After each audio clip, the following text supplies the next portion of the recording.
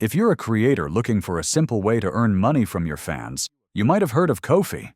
It started as a way for people to buy you a coffee through small tips, but now it's grown into a full platform where you can share content, sell digital downloads, offer memberships, and even set up commissions, all without monthly fees.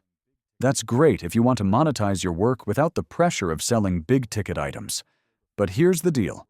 Ko-fi isn't the best choice if you're trying to build a full business or scale fast. It's more casual, community-focused, and perfect for creators who want to make a little extra on the side. So, is it worth using?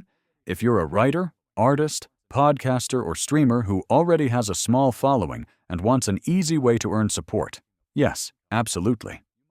But if you're serious about making a full income online, you might need something with more tools and reach. Let me know if you use Ko-fi. And if you found this helpful, hit like and subscribe for more honest reviews every week. See you next tutorial.